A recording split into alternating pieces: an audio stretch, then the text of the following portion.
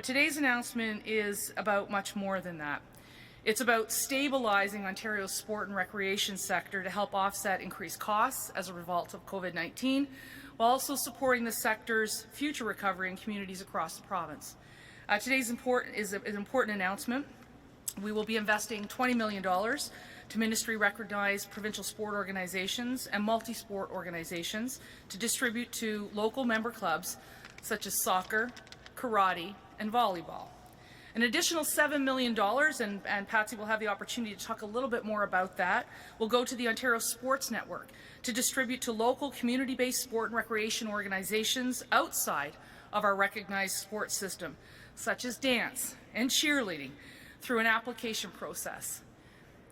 And finally, the Ontario Hockey League is iconic in this province and in North America. And that's why we're going to invest $3 million today to assist the Ontario Hockey League's 17 teams in communities across the province so that they can meet their academic scholarship commitments for future and current players. You know, over the last 2 years, we have made record investments to fight COVID-19, and it's been a tough 2 years, and we've done it to protect Ontario's people, we've done it to protect our progress, and we've done it to protect our economy. And we know, as Lisa said, that Ontario's sport and recreation sector was among the hardest hit during the pandemic.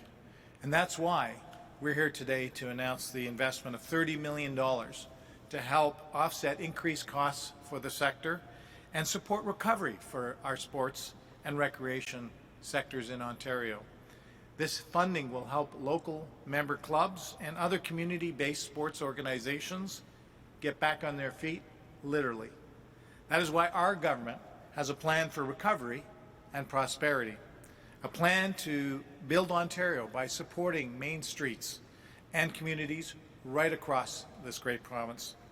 The League Scholarship Program is really a pillar of the League, and going back to March of 2020 when our season was shut down, no regular season, no playoffs, no Memorial Cup, the 2021 season, no regular season, no playoffs, no Memorial Cup.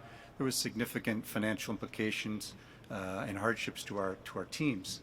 But our teams, our owners, continue to fulfill the obligations to the most important people in our game, that's the players, in recognizing the scholarships they continue to access during the pandemic when we were shut down.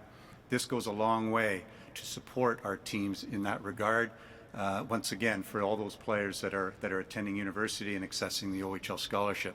We're excited to be working with Minister MacLeod and the Ministry in providing an emergency relief fund targeting community-level sport recreation organizations and associations to deal with the financial burdens that COVID has caused. This investment will be instrumental to the province's reopening plan by driving forward increased community activity, increasing health and wellness for our citizens, and reinvigorating our vital sport ecosystem. Lisa, can you tell me why the 17 teams, just the Ontario, and what does this say to the 3 US-based teams where most of those players are Ontario-born?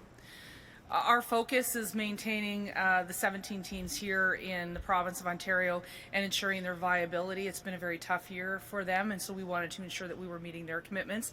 I think that there are other governments in other states and provinces that will take different choices and opinions, but it was really important for us to stabilize some of the expenditures for the OHL at this particular time. It was also important for us to look after some of those groups that hadn't received support from our government before, like dance and cheerleading as well. We have to look at Ontario-based athletes, but also Ontario-based organizations. They were our priority, and that's why we're here today.